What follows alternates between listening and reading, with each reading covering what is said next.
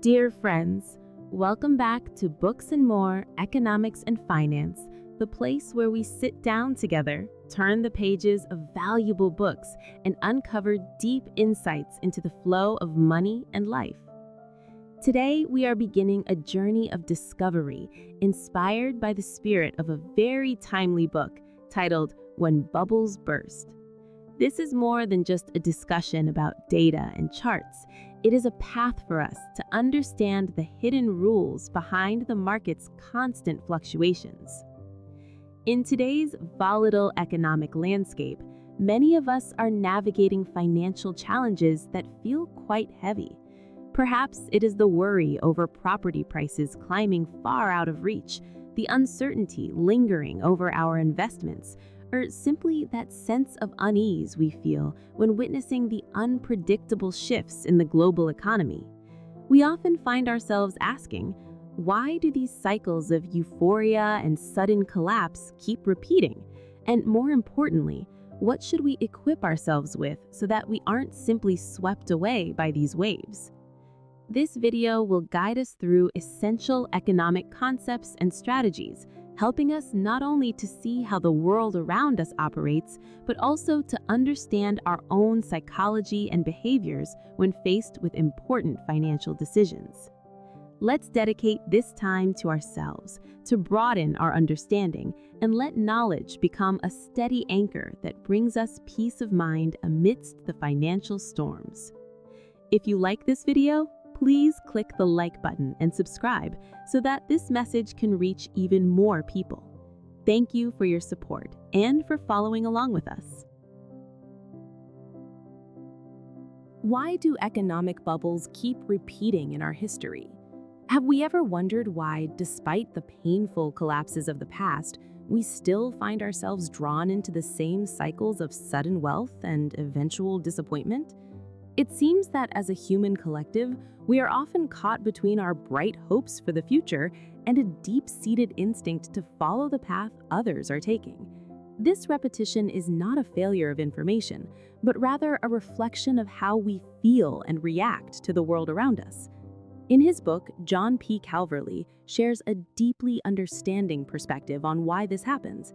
He suggests that these bubbles are rooted in our tendency toward overconfidence after long periods of stability. When everything seems to be going well, we naturally start to relax our guard. The author suggests that we often have a short memory when it comes to financial pain, yet a very long appetite for the excitement of a booming market. We start to believe that we are entering a new era where the old rules of caution no longer apply. According to John P. Calverley, bubbles are often fueled by the emergence of something new, be it a groundbreaking technology or a period of exceptionally low interest rates. These changes give us a reason to justify why prices are soaring. The author emphasizes that we have an innate desire to believe that this time is different. We look at our neighbors or friends who are making quick profits, and this sense of restlessness begins to stir within us. We fear being the only ones left behind, and this collective excitement creates a momentum that is hard to resist. The author also highlights the role of easy money in keeping these cycles alive. When borrowing becomes effortless, it creates a deceptive sense of wealth. We stop looking at the actual usefulness or long-term value of an investment and begin to focus solely on the prospect of selling it to someone else at a higher price. John P. Calverley argues that this combination of easy credit and the human desire for a better life creates a powerful wave that sweeps through history again and again. Understanding these patterns is not meant to make us feel anxious or lose heart. Instead, it is an invitation for us to observe the world with a bit more patience and a calmer heart. By recognizing these cycles, we can find the strength to step back from the noise of the crowd and make choices that are right for our own families. Let us take comfort in the knowledge that being mindful of the past allows us to build a future that is truly steady and at peace, no matter which way the winds of the market may blow. How does a real estate fever actually start forming in real life? Imagine waking up one day and noticing a subtle shift in the world around us. Perhaps it is a new bridge being built nearby, a sudden drop in interest rates, or just a new feeling of optimism in the air. These small changes, as John P. Calverley explains in his book, act as a displacement. This is the spark that alters our perspective, making us believe that a new and golden opportunity has arrived to change our lives for the better. According to the author, a real estate fever does not explode all at once. It begins to breathe through our daily interactions. We sit down for coffee with friends and hear a story about a neighbor who sold their house for a profit they never imagined possible. Here, the author shared that these stories create a quiet sense of restlessness within us. We stop seeing a home as a sanctuary of peace and a place to raise our families, and we begin to view it as a vessel for rapid wealth. This shift in mindset is the first brick in the wall of a bubble. The author also emphasizes that the true fuel for this fever is the ease of borrowing money. When banks open their doors wide and make it simple for us to take on debt, we start to feel a deceptive sense of abundance. In the book, John P. Calverley argues that this easy credit allows us to ignore the actual value of what we are buying. We stop asking if the price is fair and start asking if we can afford the monthly payment. This bubble mentality creates a collective belief that property prices have only one direction to go: up. John P. Calverley further suggests that as the fever rises, a powerful psychological force called the fear of being left behind starts to take hold of our hearts. We see people around us seemingly getting rich effortlessly, and we begin to worry that if we don't act now, we will be locked out of homeownership forever. The author points out that this anxiety pushes us to make hasty decisions, often justified by the idea that this time is different. We follow the crowd not because it is logical, but because it feels safer than standing alone. Understanding how these fevers begin is a gentle reminder for us to slow down and listen to our own inner voice of reason. It's not about living in fear of the market, but about finding the steady ground beneath our feet. By recognizing these patterns of excitement and easy promises, we can better protect the fruits of our hard work. May we always find the patience to wait for the right moment and the wisdom to build our future on a foundation of true stability and peace of mind. Why do housing defaults cause more severe consequences than stock market crashes? We all know the sinking feeling of watching stock prices tumble on a screen, but the fear that arises when the value of our very own home starts to fall is something far more personal and profound. A home is not just an entry in a bank account. It is the physical foundation of our lives and the sanctuary where we raise our families. This emotional and financial weight is exactly why a housing collapse feels so different from a decline in the stock market. In the book, John P. Calverley points out that the true danger of a housing collapse lies in its deep connection to our banking system. The author explains that while we might buy stocks with our extra savings, we almost always buy our homes by taking on significant debt. When property prices plummet, many of us find ourselves in a situation where the debt we owe is actually greater than the value of the house itself. This negative equity creates a heavy burden of stress that can last for years, making it nearly impossible for families to move forward or find a fresh start. According to the author, housing defaults hit the heart of the economy because banks are built upon property collateral. In the book, John P. Calverley shares that when the housing market breaks, it often leads to a credit crunch that affects everyone, even those who never invested in property. Because banks lose confidence in the assets they hold, they stop lending money to small businesses and families for everyday needs.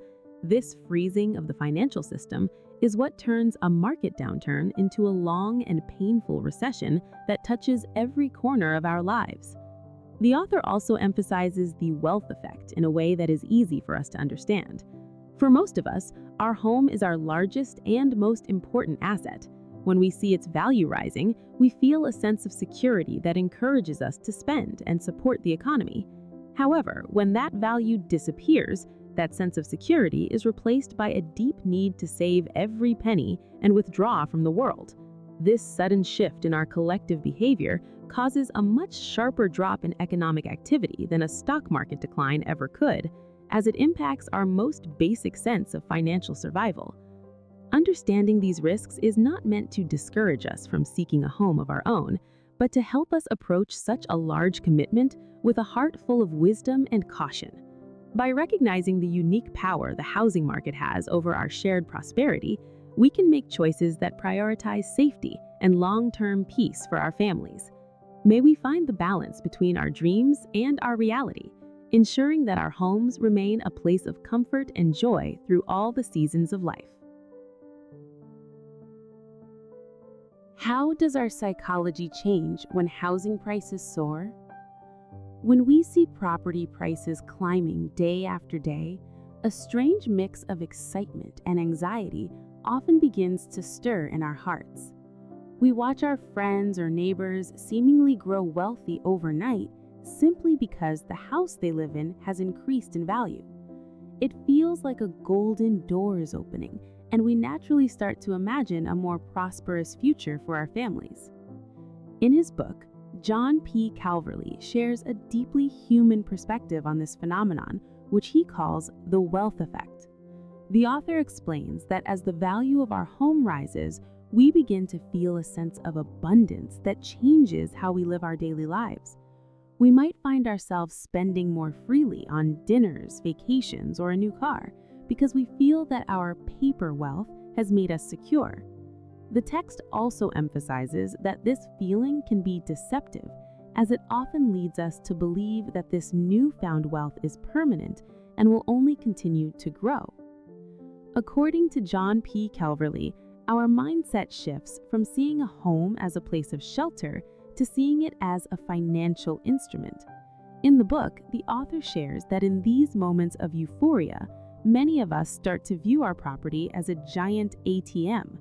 We become comfortable with the idea of borrowing more money against the increased value of our homes to fund current desires or further investments. The text suggests that this creates a bubble mentality where we lose sight of the actual risks, believing that property prices have a special immunity to the laws of nature and will never fall.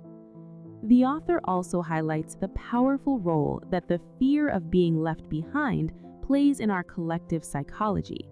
When we see a crowd rushing into the market, a quiet voice in our head tells us that if we don't buy now, we will be locked out forever. This anxiety can push us to make decisions that are far beyond our comfort zone. John P. Calverley points out that we often look for stories and justifications like a new era or limited land to explain away prices that no longer make sense.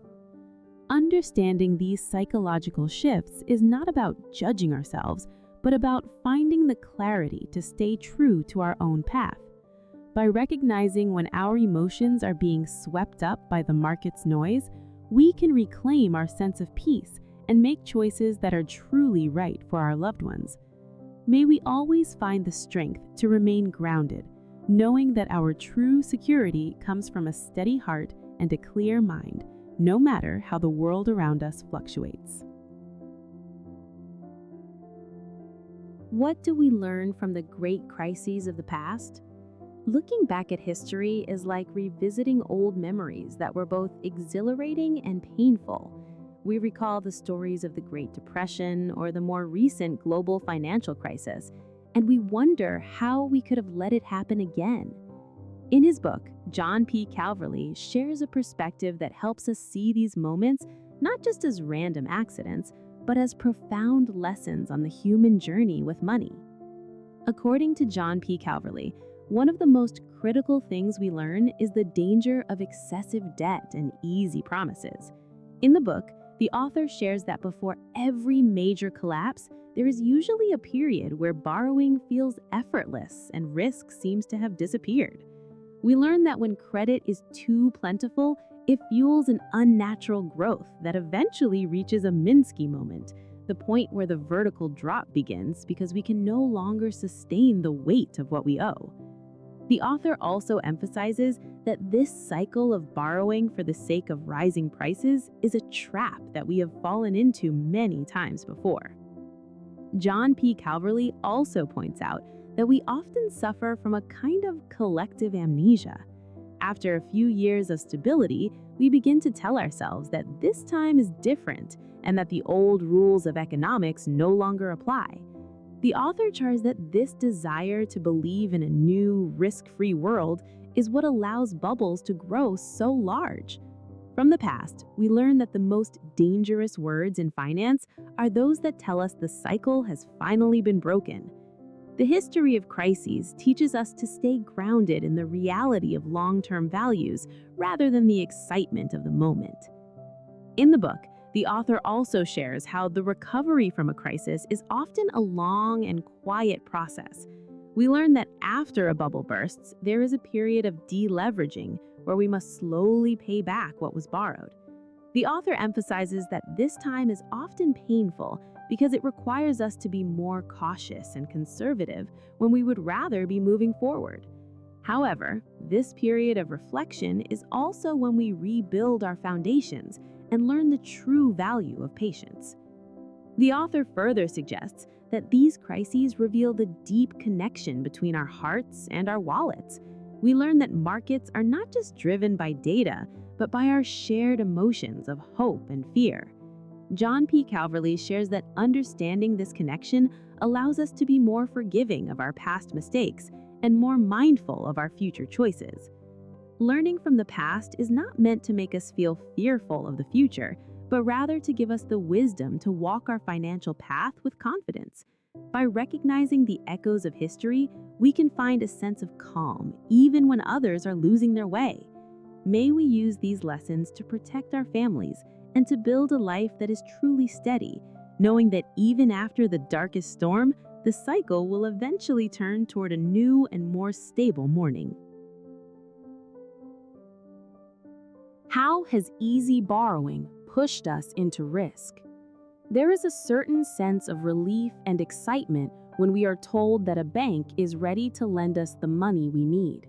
Whether it is for a new home or to start a business, it feels like a door to a better life has finally swung open. We see it as a helpful hand, a way to reach our dreams faster. However, in his book, John P. Calverley invites us to look more closely at this helping hand, as it often carries hidden weights that can pull us down when the tide of the economy turns. According to John P. Calverley, the most significant risk begins when borrowing starts to feel too effortless. In the book, the author shares that when interest rates are kept very low for a long time, we naturally begin to lose our sense of caution. We start to believe that we can handle much larger debts than we ever could before. The author says that this creates a deceptive sense of security, where we look at the low monthly payments today and forget that the world might look very different tomorrow. We become comfortable with leverage, which is just a fancy way of saying we are building our future on a foundation of borrowed money. The author also points out a very human trap that we often fall into: the tendency to use our homes as if they were a giant ATM. John P. Calverley shares how, during the booming years, many of us were encouraged to borrow even more money against the rising value of our houses. We used this money to fund a more comfortable lifestyle or to buy things we didn't strictly need. The author also emphasizes that this pushed us into a position of great fragility. We were living as if our wealth was real and permanent, not realizing that it was tied to a market bubble that could pop at any time. Here, the author shared that the true danger of easy credit is how it distorts our judgment.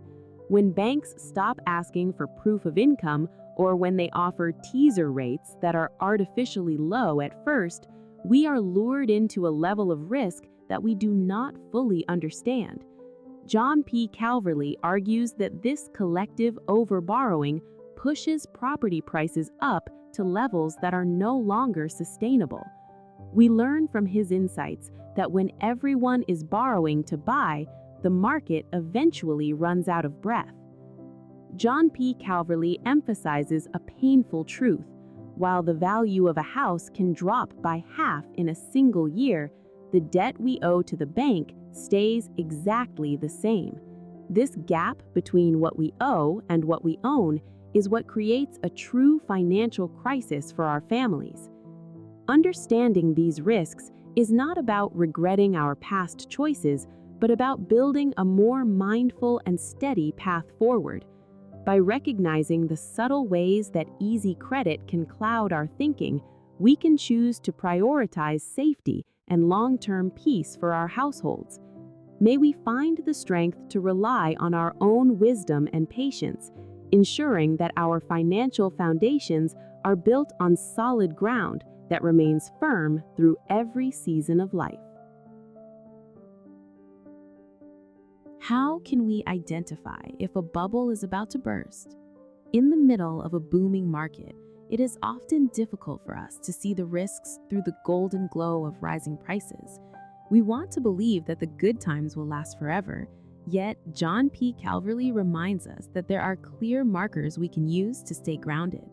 In his book, the author shares that identifying the moment before a collapse is not a mystery, but rather a practice of looking at the gap between the prices we see and the reality we live in.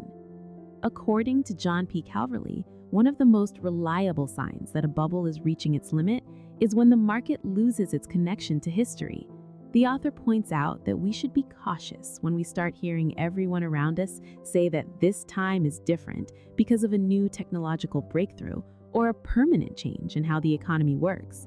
John P. Calverley shares that this desire to ignore the past is a human instinct that lets bubbles grow far beyond what is healthy. Here, the author shared that we must look at the relationship between prices and our actual income. When a house costs many times more than what we can reasonably earn or rent it for, we are likely witnessing a market that has drifted far away from its true value. The author also emphasizes the importance of watching the behavior of those around us. He suggests that a bubble is nearing its tipping point when mania takes over, when people who have never been interested in finance suddenly start sharing tips on how to get rich quickly. John P. Calverley argues that when property or stocks become the main topic of every conversation and the media is filled with stories of effortless wealth, the market is usually at its most fragile. In the book, the author points out that these moments of extreme collective optimism are actually warning signs that there is very little room left for the market to go anywhere but down. John P. Calverley also shared a vital insight about the role of debt. He suggests that we should pay close attention to how easy it has become to borrow money. When banks begin to offer loans without asking many questions, or when we find ourselves using borrowed money just to keep up with rising prices, we are seeing the fuel that keeps a bubble inflated. The author also emphasized that once people start borrowing against the paper value of their homes to spend more in their daily lives, the situation has become dangerous. Recognizing these signs is not meant to make us feel afraid, but to give us the clarity to make better choices for our families. By understanding the rules of the cycle, we can find the inner strength to remain patient when others are rushing. May we always find the wisdom to trust our own steady observations, ensuring that we build a future that is safe, stable, and filled with true peace of mind. How do changes in interest rates affect our home prices? When we receive a letter from the bank about our mortgage, or when we hear about interest rates on the evening news, it can feel like a heavy weight pressing down on our shoulders. We know these numbers matter, but we might not always see just how deeply they are connected to the value of the walls around us. In his book, John P. Calverley explains that interest rates are the most powerful engine behind the rising and falling tides of the housing market.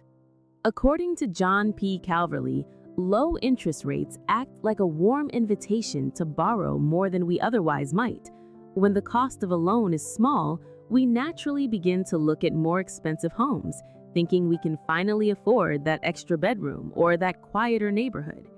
In the book, the author shares that this collective rush to buy, fueled by cheap money, is what pushes prices up to levels that often have very little to do with the actual house itself. The author emphasizes that during these times, we focus so much on the affordable monthly payments that we stop questioning if the total price is truly fair. However, the author also points out that interest rates never stay low forever.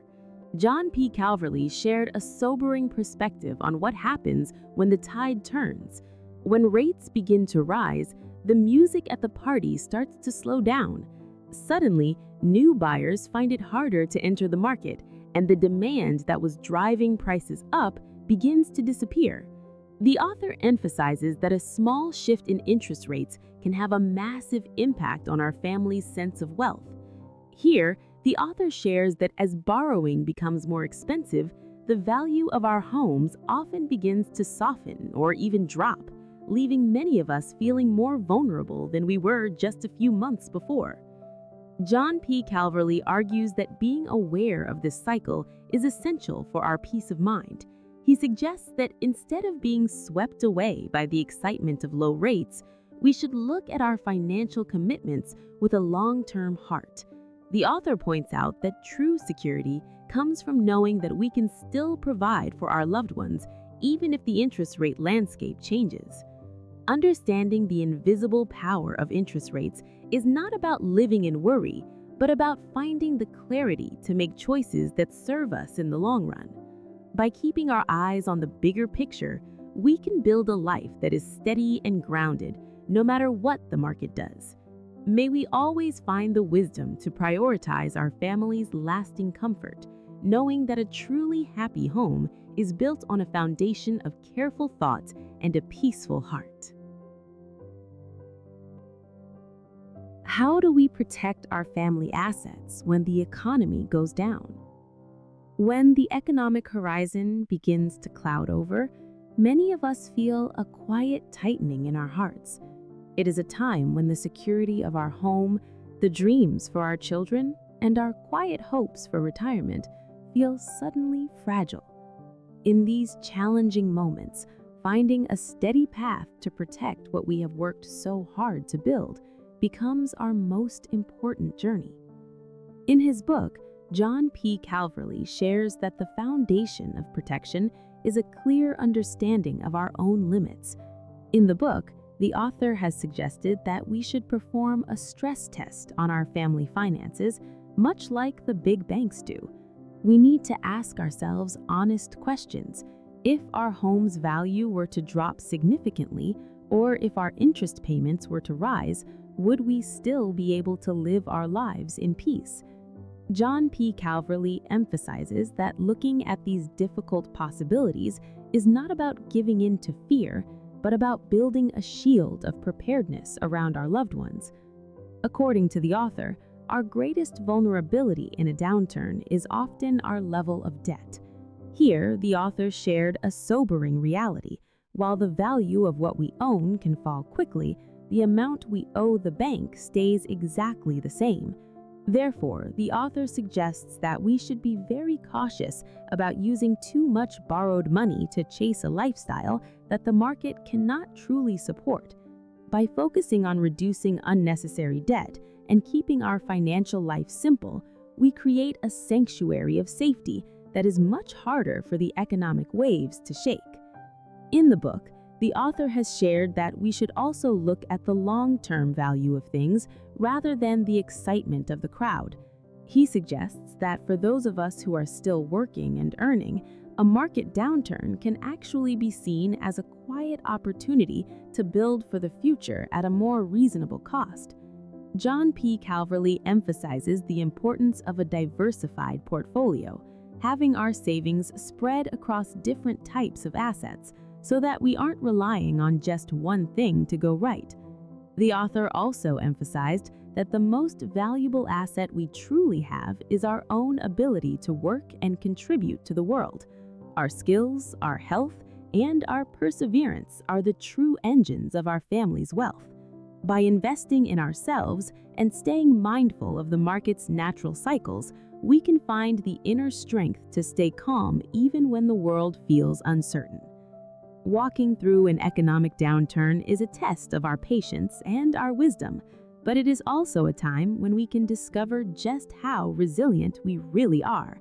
May we always find the courage to prioritize the safety of our homes and the peace of our hearts, knowing that every storm eventually passes and gives way to a new and brighter season.